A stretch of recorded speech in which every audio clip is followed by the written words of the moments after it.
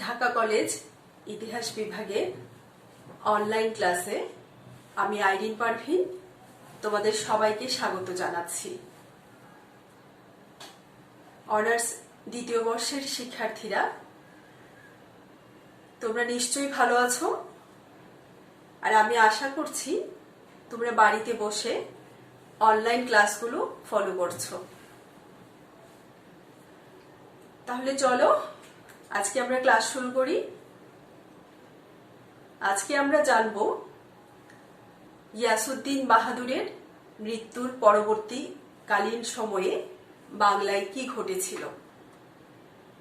তোমাদের নিশ্চয় মনে আছে যে 728 হিজরিতে গিয়াসউদ্দিন বাহাদুর স্বাধীনতা ঘোষণা করেন এবং তিনি স্বনামে 728 হিজরিতে মুদ্রা জারি করেন। তার এই মুদ্রা জারি তার স্বাধীনতা ঘোষণার কথা প্রমাণ করে। গিয়াসউদ্দিন বাহাদুরের বিদ্রোহ ঘোষণার সাথে সাথেই বাহরম খান তার বিরুদ্ধে সৈন্য পরিচালনা করেন এবং বাহাদুর পরাজিত এবং নিহত হন। 739 হিজরিতে অর্থাৎ 1328 খ্রিস্টাব্দ পর্যন্ত বাংলাদেশে সুলতান মোহাম্মদ বিন তুঘলকের যে শাসন ব্যবস্থা ছিল, সেই শাসন ব্যবস্থা তেমন কোনো সমস্যার সম্মুখীন হয়নি। এই সময়ে সোনারগাঁর শাসনকর্তা ছিল বাহরম খান, লখনৌতির শাসনকর্তা ছিল মালিক পিন্দর বা কদর খান এবং সাতগাঁওয়ের শাসনকর্তা ছিল ইজুদ্দিন ইয়াহিয়া। কিন্তু 1338 খ্রিস্টাব্দে বাহরম খানের মৃত্যু হলে বাহরম খানের যে বর্মরক্ষক ছিল, যার নাম ছিল ফখরা, সেই বর্মরক্ষক ফখরা স্বাধীনতা ঘোষণা করেন এবং তিনি সুলতান ফখরুদ্দিন মোবারক শাহ উপাধি ধারণ করে সোনারগাঁয়ের সিংহাসন অধিকার করেন। ফখরুদ্দিন কর্তৃক এই যে স্বাধীনতা ঘোষণা, এই স্বাধীনতা ঘোষণাই বাংলাদেশে স্বাধীন সুলতানি যুগের সূচনা করে। দিল্লিতে তখন ছিল মোহাম্মদ বিন তুগলক। দিল্লির সুলতান মোহাম্মদ বিন তুগলক সেই সময়ে তার সাম্রাজ্যের যে বিভিন্ন জায়গায় বিদ্রোহ চলছিল, সেই বিদ্রোহগুলো দমন করতে ব্যস্ত ছিলেন। ফলে দিল্লি থেকে এই দূরবর্তী বাংলার দিকে দৃষ্টি নিক্ষেপ করা তার পক্ষে সম্ভব হয়নি। আর এই সুযোগে দেখা যায় যে 1338 খ্রিস্টাব্দের পরবর্তী সময়ে যে বাংলার যে ঘটনা প্রবাহগুলো ছিল, সেই ঘটনা প্রবাহ এই স্বাধীনতা ঘোষণাকে অব্যাহত রাখে, অর্থাৎ ফখরুদ্দিনের স্বাধীনতা ঘোষণাকে অব্যাহত রাখে এবং ধীরে ধীরে সোনারগাঁ ছাড়াও অন্যান্য কেন্দ্রে স্বাধীনতার সূচনা করে। সোনারগাঁয়ের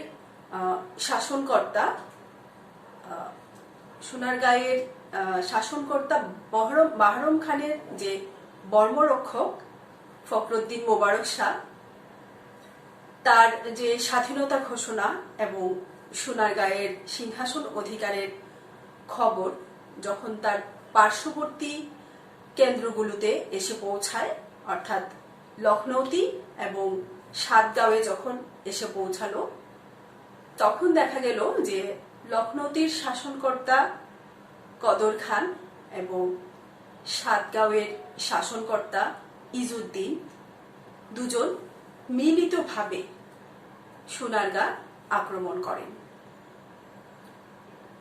ফখরুদ্দিন তখন পালিয়ে আত্মরক্ষা করেন। এই সময়ে কদর খান সোনারগাঁ অধিকার করে সেখান থেকে বহু ধন সম্পদ, হাতি, ঘোড়া এগুলো হস্তগত করেন এবং তিনি লখনৌতি ছেড়ে সোনারগাঁয়ে অবস্থান করতে থাকেন। কিন্তু সাতগাঁওয়ের যে শাসনকর্তা ছিল অর্থাৎ ইজউদ্দিন ইয়াহিয়া, তার কি অবস্থা হয়েছিল সে সম্পর্কে আর কিছু জানা যায় না। অর্থাৎ ইজউদ্দিন কি সাতগাঁওয়ে ফিরে গিয়েছিলেন কিনা সেই খবর আমরা আর জানতে পারি না। তো এইভাবে কদর খান একই সাথে লখনৌতি এবং সোনারগাঁ শাসন করতে থাকেন। এদিকে ফখরুদ্দিন মোবারক শাহ পালিয়ে এসে তিনি বর্ষাকালের অপেক্ষায় ছিলেন এবং যখন বর্ষাকাল আসলো তখন তিনি পাল্টা আক্রমণ করলেন। এদিকে কদর খানের যে সৈন্যবাহিনী ছিল সেই সৈন্যবাহিনীতে অসন্তোষ দেখা দেয়।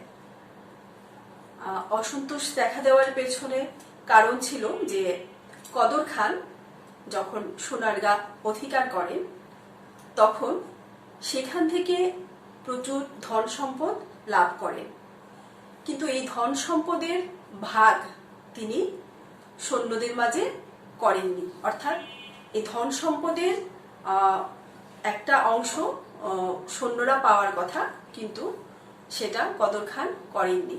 ফলে তার সেনাবাহিনীর মধ্যে একটা কি বলা যায় যে সৈনিকদের মনে একটু ক্ষোভ জন্ম নেয়। ফখরুদ্দিন মোবারক শাহ এই সুযোগটাকে কাজে লাগিয়ে তিনি কদর খানের সৈন্যবাহিনীর মধ্যে অবিশ্বাস তৈরি করেন এবং এর মাধ্যমে তিনি কদর খানের অনেক সৈন্যকে ফখরুদ্দিন মোবারক শাহ নিজ সৈন্যবাহিনীতে নিয়ে আসেন। কদর খানের সাথে ফখরুদ্দিন মোবারক শাহের যে যুদ্ধ হয় সেই যুদ্ধে কদর খান পরাজিত হন। এইভাবে ফখরুদ্দিন মোবারক শাহ সোনারগাঁয়ের সিংহাসন পুনরায় দখল করেন। এদিকে ফখরুদ্দিন মোবারক শাহের সাথে যুদ্ধে কদর খান পরাজিত হন এবং তাকে নিহত করা হয়। ফলে দেখা যায় যে লখনৌতিতে কদর খানের যে সিপাহীদার মানে কদর খানের যে সেনাপতি ছিল আলী মুবারক, সেই আলী মুবারক তখন লখনৌতির সিংহাসন অধিকার করেন এবং তিনি নাম ধারণ করেন সুলতান আলাউদ্দিন আলী শাহ। ফখরুদ্দিন মোবারক শাহ এদিকে সোনারগাঁ পুনরায় দখল করার পরে যখন তিনি জানতে পারলেন যে লখনৌতিতে আলী মুবারক লখনৌতির সিংহাসন দখল করেছে, তখন ফখরুদ্দিন মোবারক শাহ তার একজন সেনাপতিকে, যার নাম ছিল মুখলিস, তাকে তিনি একটি অভিযানে প্রেরণ করেন যেন লখনৌতিকেও ফখরুদ্দিন মোবারক শাহ অধিকার করতে পারেন। কিন্তু ফখরুদ্দিনের যে সেনাপতি ছিল সেই সেনাপতি আলী মুবারকের সাথে যুদ্ধে পরাজিত হয়। এরপর থেকে দেখা যায় যে প্রায় প্রতি বছর লখনৌতি এবং সোনারগাঁয়ের মধ্যে যুদ্ধ চলতে থাকে। তো আমরা যদি একটু বোর্ডে দেখি যে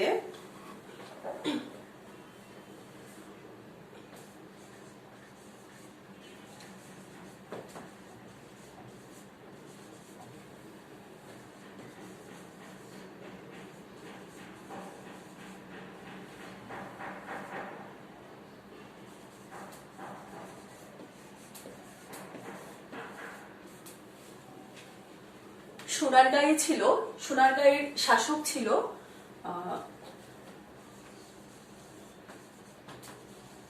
বাহরম খান এবং গিয়াসউদ্দিন বাহাদুর।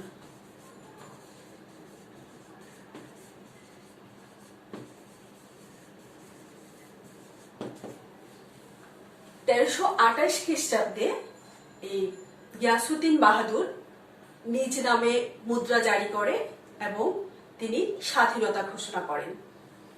তার এই স্বাধীনতা ঘোষণার সাথে সাথে বাহাদুর খান তখন অভিযান প্রেরণ করেন এবং সেখানে গিয়াসউদ্দিন বাহাদুরের পরাজিত হন এবং তার মৃত্যু হয়। ফলে বাহরম খান এককভাবে সোনারগাঁ শাসন করতে থাকেন। সেই সময়ে অর্থাৎ মোহাম্মদ বিন তুগলকের সময়ে, এই ঘটনাগুলো কিন্তু মোহাম্মদ বিন তুগলকের সময়।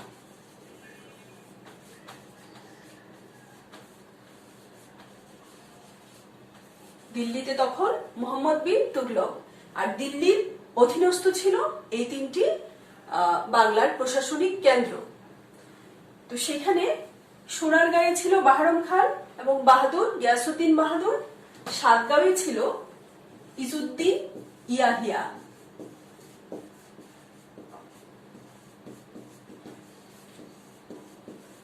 আর লখনৌতির শাসনকর্তা ছিল কদর খান।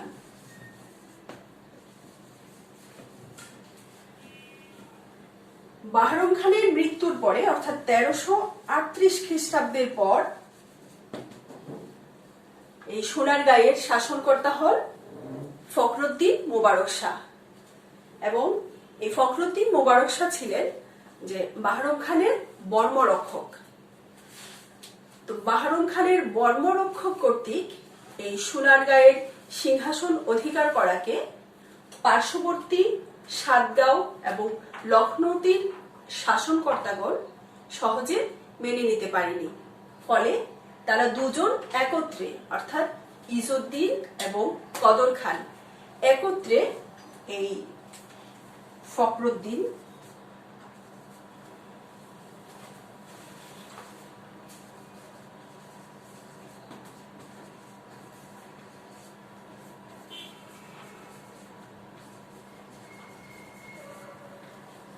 এই দুইজন একত্রে ফখরুদ্দিন মোবারক শাহের বিরুদ্ধে অভিযান প্রেরণ করেন এবং এই খবরে ফখরুদ্দিন মোবারক শাহ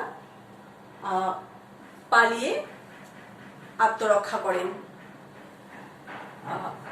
এর ফলে যে ইজউদ্দিন এবং কদর খান সোনারগাঁ অধিকার করে প্রচুর ধন সম্পদ, হাতি ঘোড়া এগুলো হস্তগত করেন এবং সোনারগাঁ অধিকার করার পর কদর খান সোনারগাঁয়েই থেকে যান। তাহলে কদর খান একই সাথে লখনৌতি এবং সোনারগাঁ এই দুইটি প্রশাসনিক কেন্দ্রের শাসনকর্তা ছিলেন। কিন্তু ইজউদ্দিন ইয়াহিয়া তিনি কি সোনারগাঁ দখল করার পর আবার সাতগাঁয়ে ফিরে গিয়েছিলেন কিনা এই বিষয়ে আমাদের কাছে কোনো তথ্য আমাদের জানা নেই।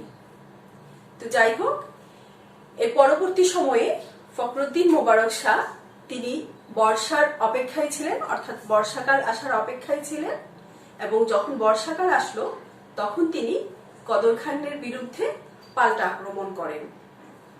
এই সময়ে কদর খানের সৈন্যবাহিনীতে একটা অসন্তোষ দেখা দিয়েছিল, অর্থাৎ যুদ্ধলব্ধ যে সম্পদগুলো ছিল সেই সম্পদের ভাগ সৈন্যবাহিনী মানে সৈন্যরা না পাওয়ায় তাদের মধ্যে ক্ষোভ জন্ম নেয়।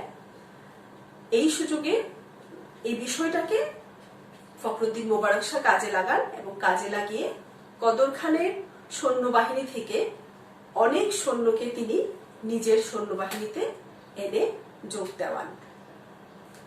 ফলে দেখা যায় যে কদর খান ফখরুদ্দিন মোবারক শাহের কাছে পরাজিত হন এবং নিহত হন। এইভাবে ফখরুদ্দিন মোবারক শাহ সোনারগাঁটা পুনরায় দখল করেন। এদিকে কদর খান তো লখনৌতিরও শাসনকর্তা ছিল। ফলে কদর খানের মৃত্যুর পরে লখনৌতিতে তার যে সেনাধ্যক্ষ ছিল আলী মুবারক। সেই আলী মুবারক তখন স্বাধীনতা ঘোষণা করে এবং সুলতান আলাউদ্দিন আলী শাহ নাম ধারণ করে লখনৌতির সিংহাসন অধিকার করেন। ফখরুদ্দিন মুবারক শাহ তখন ওই লখনৌতি অধিকারের জন্য তার একজন সেনাপতিকে দিয়ে একটি অভিযান প্রেরণ করায়। সেই সেনাপতির নাম ছিল মুখলিস। তো ফখরুদ্দিনের সেনাবাহিনীর সাথে অর্থাৎ সেনাপতির সাথে আলী মুবারকের যুদ্ধ হয় এবং সেই যুদ্ধে ফখরুদ্দিনের বাহিনী পরাজিত হয় এবং ফিরে আসে। এরপর থেকে দেখা যায় যে প্রতি বছর এই সোনারগাঁ এবং লখনৌতির মধ্যে যুদ্ধ চলতে থাকে। তো যাই হোক, ফখরুদ্দিন মুবারক শাহ 1338 সাল থেকে 1349 খ্রিস্টাব্দ পর্যন্ত তিনি সোনারগাঁয়ের শাসক হিসেবে রাজত্ব করেন। মুদ্রা প্রমাণ থেকে এই তথ্য আমরা জানতে পারি। তাছাড়া ফখরুদ্দিন মুবারক শাহের সময়ে মরক্কোর যে পরিভ্রাজক ছিলেন ইবনে বতুতা, তিনি এই অঞ্চলে এসেছিলেন। ফলে তার যে বিবরণ সেখান থেকেও জানা যায় যে ফখরুদ্দিন মুবারক শাহ 1349 খ্রিস্টাব্দ পর্যন্ত সোনারগাঁয়ের শাসনকর্তা ছিলেন এবং 1349 খ্রিস্টাব্দে তার মৃত্যুর পরে তার পুত্র সোনারগাঁয়ের শাসনকর্তা হিসেবে শাসন কার্য পরিচালনা করেছিলেন। এদিকে আমরা একটু লখনৌতির দিকে যদি দৃষ্টি দেই, যে লখনৌতিতে তখন 1342 খ্রিস্টাব্দ পর্যন্ত আলী মুবারক রাজত্ব করেন। কারণ ফিরোজাবাদ টাকশাল থেকে 1342 খ্রিস্টাব্দে জারি করা আলী মুবারকের সুলতান আলাউদ্দিন আলী শাহ নামে মুদ্রা জারি করা হয়েছিল, যেটা পরবর্তীতে পাওয়া গেছে। আবার একই টাকশাল থেকে 1342 খ্রিস্টাব্দে ইলিয়াস শাহের মুদ্রাও পাওয়া গেছে। তো এটা থেকে আমরা এই কথা নিশ্চিতভাবেই বলতে পারি যে আলী মুবারক অর্থাৎ সুলতান আলাউদ্দিন আলী শাহ 1342 খ্রিস্টাব্দ পর্যন্ত এই লখনৌতি শাসন করেন এবং ইলিয়াস শাহ 1342 সালে এই লখনৌতি অধিকার করার ফলে ইলিয়াস শাহের শাসনকাল শুরু হয়। তো এই যে মুদ্রা প্রমাণ, সেই মুদ্রা প্রমাণ থেকে একটা কথা আমরা বলতে পারি যে ফখরুদ্দিন মুবারক শাহ কর্তৃক এই যে লখনৌতি অধিকার করার যে প্রয়াস ছিল, চেষ্টা ছিল, সেই চেষ্টা বিফল হয়েছিল। কেননা 1342 সালে একই সাথে যেমন আলী মুবারকের অর্থাৎ আলাউদ্দিন আলী শাহের মুদ্রা পাওয়া গেছে, ঠিক তেমনি আবার ইলিয়াস শাহের নামেও মুদ্রা পাওয়া গেছে। তাহলে ফখরুদ্দিন মুবারক শাহের পক্ষে এই লখনৌতি অধিকার করা যে সম্ভব হয়েছিল না বা সম্ভব হয়নি, সেটা আমরা নিশ্চিতভাবেই বলতে পারি।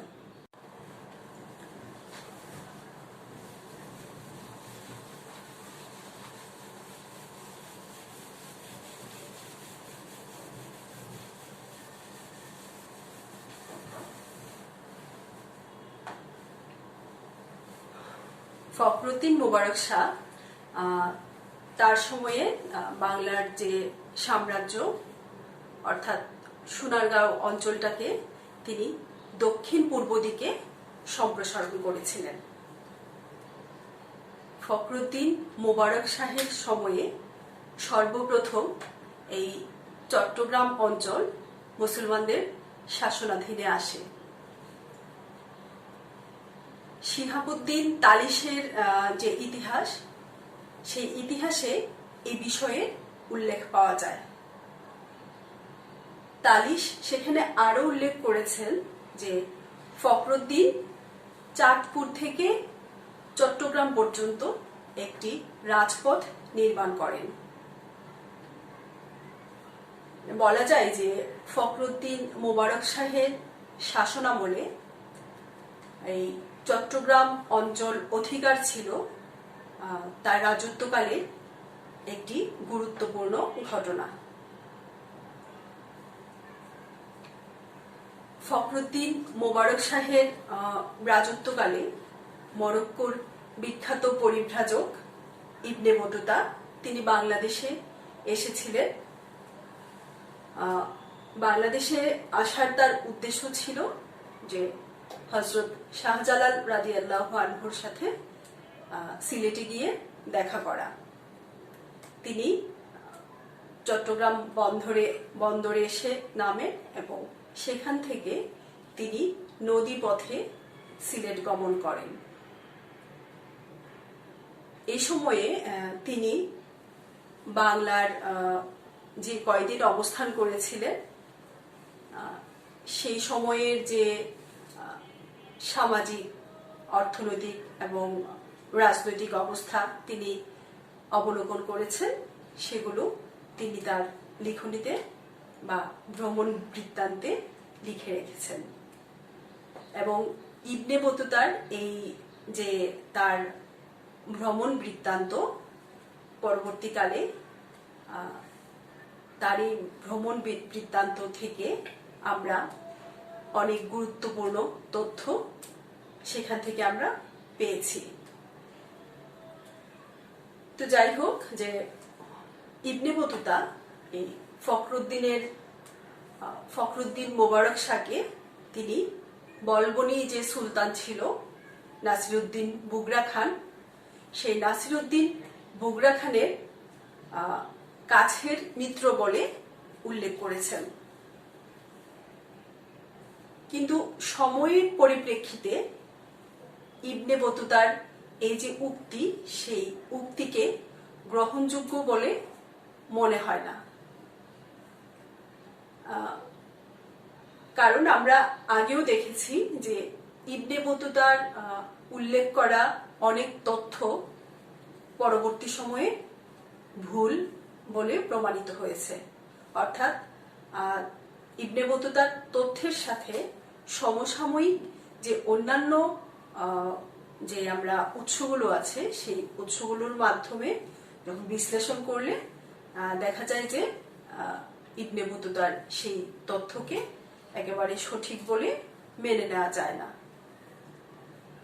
তো যাই হোক, ফখরুদ্দিন মোবারক শাহের সময়ে ইবনে বতুতা এদেশে এসেছিলেন এবং তিনি তার লেখনীতে উল্লেখ করেছেন যে ফখরুদ্দিন মোবারক শাহ ফকিরদেরকে অত্যন্ত শ্রদ্ধা করতেন এবং ইবনে বতুতা এটাও উল্লেখ করেছেন যে 1349 খ্রিস্টাব্দ পর্যন্ত ফখরুদ্দিন মোবারক শাহ রাজত্ব করেন। মুদ্রা প্রমাণেও এ কথা বলা যায়। ফখরুদ্দিন মোবারক শাহর মৃত্যুর পরে তার পুত্র ইখতিয়ার উদ্দিন গাজী তিনি সোনারগাঁর সিংহাসন অধিকার করেন এবং ইবনে বতুতার তথ্য মতে 1352 খ্রিস্টাব্দ পর্যন্ত তিনি রাজত্ব করেছিলেন।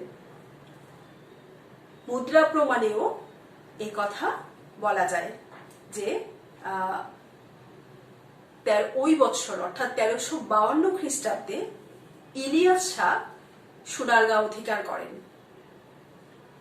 তবে এই মুদ্রা ছাড়া অন্য কোন সূত্রে ইখতিয়ার উদ্দিন গাজীর নাম কোথাও উল্লেখ নেই।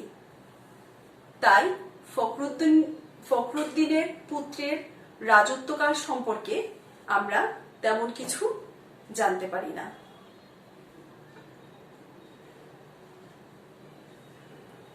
ফখরুদ্দিন মোবারক শাহ 1338 খ্রিস্টাব্দে সোনারগাঁয়ে ক্ষমতা অধিকার করেন এবং এর মাধ্যমে বাংলায় স্বাধীন সুলতানির সূচনা হয়। তাহলে আমরা কি দেখলাম যে সোনারগাঁয়ে 1338 থেকে 1349 পর্যন্ত ফখরুদ্দিন মোবারক শাহ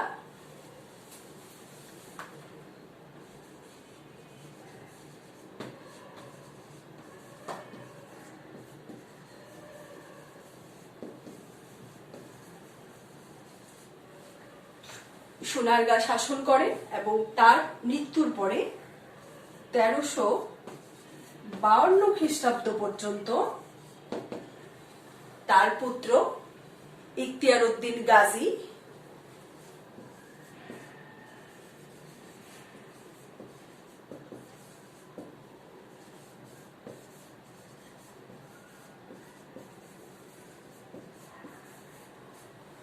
সোনারগাঁ শাসন করেন। 1352 খ্রিস্টাব্দ পর্যন্ত ফখরুদ্দিনের পুত্র ইখতিয়ার উদ্দিন গাজী সোনারগাঁ শাসন করেন। 1352 খ্রিস্টাব্দে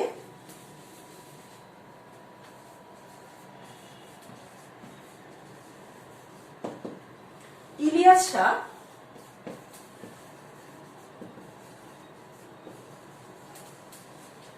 সোনারগাঁ অধিকার করেন।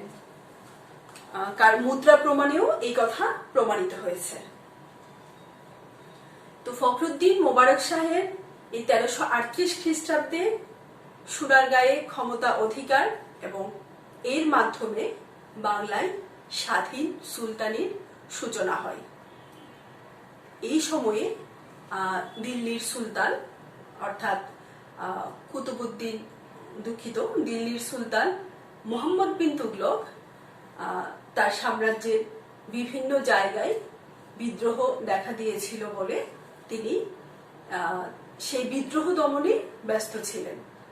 ফলে দিল্লি থেকে অনেক দূরে অবস্থিত এই বাংলার দিকে তিনি নজর দিতে পারেননি। আর তাই 1338 খ্রিস্টাব্দে পরবর্তী যে ঘটনা প্রবাহ, সেই ঘটনা প্রবাহ বাংলার স্বাধীনতাকে অব্যাহত রাখে এবং ধীরে ধীরে অন্যান্য কেন্দ্রেও স্বাধীনতার সূচনা করে। লখনৌতিতে আলাউদ্দিন আলী শাহের স্বাধীনতা ঘোষণা এবং ইলিয়াস শাহের আবির্ভাব প্রাথমিক সোপান সম্পন্ন করে এবং বাংলার এই স্বাধীনতা 200 বৎসর স্থায়ী হয়েছিল এবং দীর্ঘকাল দিল্লির শক্তি বাংলার মুসলিম রাজ্যকে পদানত করতে পারেনি। তুঘলক বংশের পর দিল্লির সুলতানদের দুর্বলতা এবং বাংলায় সুলতানদের সুপ্রতিষ্ঠিত শাসন এই স্বাধীনতাকে অক্ষুণ্ণ রেখেছিল। সুপ্রিয় শিক্ষার্থীরা, আগামী ক্লাসে তোমাদের সাথে আবার দেখা হবে। তোমরা বাড়িতে বসে নিয়মিত এই অনলাইন ক্লাসগুলো ফলো করবে এবং যখন যে বিষয়টা বা যে টপিকটা পড়ানো হচ্ছে তোমরা সাথে সাথে সেই টপিকটার উপর একটা নোট তৈরি করে ফেলবে। সবচেয়ে ভালো হয় যদি তোমরা যখন যে ক্লাসটা হবে তার আগের ক্লাসটা যদি তোমরা একটু ভিডিওটা দেখে ইউটিউবে দেখে নিয়ে তারপরে তোমরা নতুন ক্লাসে যোগ দাও। যেমন আজকে আমার যে ক্লাস, আমরা আসলে বাংলায় স্বাধীন সুলতানি প্রতিষ্ঠা দুইটা ক্লাস হয়েছে, পার্ট 1 পার্ট 2। আজকে আমি পার্ট 2 করলাম। তো কেউ যদি আগের ক্লাসটাতে অ্যাবসেন্ট থাকো বা আগের ক্লাসটা ফলো না করো তাহলে আজকের ক্লাসে বসে কিন্তু তার পক্ষে পুরো বিষয়টা বোঝা মানে কঠিন হবে। তো সেজন্যই যেমন আগামীকাল তোমাদের ধরো সভ্যতার ইতিহাস ক্লাস আছে, তোমরা সভ্যতার ইতিহাসে আগে পুরনো যে ক্লাসটা আছে সেটা দেখে নিয়ে তারপর যদি আজকের ক্লাসটা মানে পরদিনের ক্লাসটা দেখো তাহলে তোমরা খুব সহজেই বিষয়টা বুঝতে পারবে। তো প্রিয় শিক্ষার্থীরা, তোমরা ভালো থেকো, নিরাপদে থেকো। যখন বাড়ির বাইরে বের হবে তখন অবশ্যই মাস্ক ব্যবহার করবে।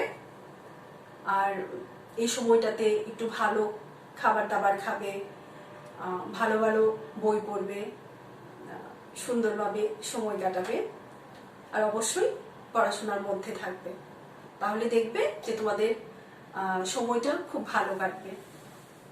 তো সবাই ভালো থেকো, আগামী ক্লাসে আবার দেখা হবে।